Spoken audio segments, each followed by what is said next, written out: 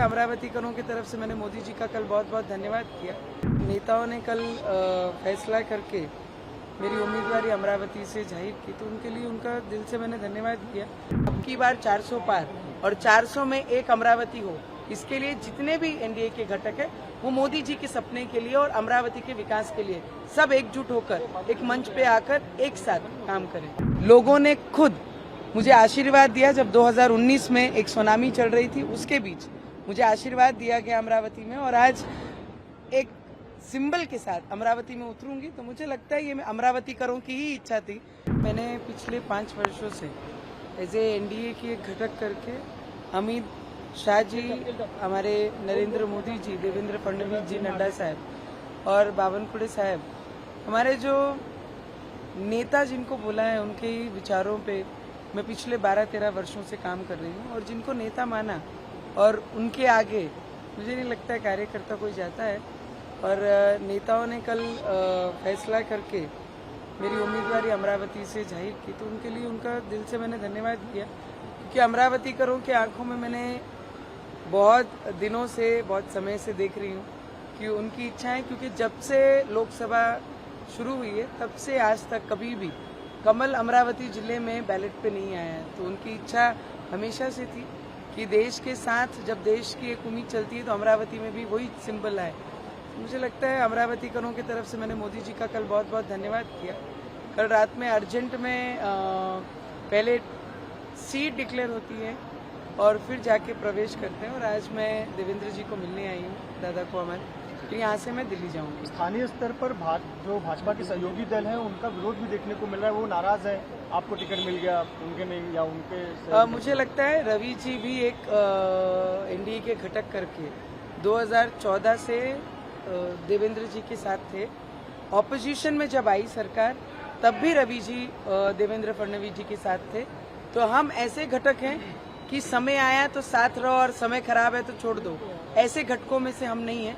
पर फिर भी मैंने सभी को विनंती की, क्योंकि सभी हमसे बहुत ज़्यादा सीनियर है, तो मैंने एक उम्मीदवार करके और एक बहुत जूनियर उम्मीदवार करके मैंने सभी को हाथ जोड़ के विनंती भी की कि मोदी जी के जो सपना है देश में अब की बार 400 पार और 400 में एक अमरावती हो, इसके लिए जितने भी एनडीए के घटक है वो मोदी जी के सपने के लिए और अमरावती के विकास के लिए सब एकजुट होकर एक मंच पे आकर एक साथ काम करें। अमरावती में 2 नारे गूंज रहे हैं, एक ये गूंज रहा है कि एक बार दिल से नवनीत राणा फिर से, और दूसरा भी नारा ये भी गूंज रहा है कि मोदी तुझसे बैर नहीं, नवनीत राणा की खैर नहीं। मुझे लगता है जब तक मतदार नहीं ठहराते क्या करना है, क्योंकि पिछले 5 वर्षों से नहीं 12-13 वर्षों से मैं जनता के बीच हूँ और जनता के लिए काम कर रही हूँ।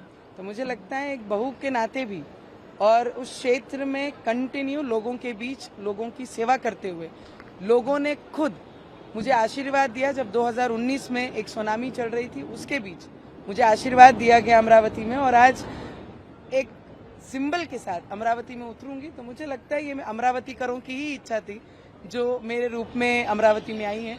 तो मेरी जनता मुझे बहुत सारा प्यार और बहुत सारा आशीर्वाद मेरे साथ रखेगी, इतना मुझे विश्वास है। और बच्चू कडू से बात हुई है क्या उन्होंने कुछ आपसे बात की है?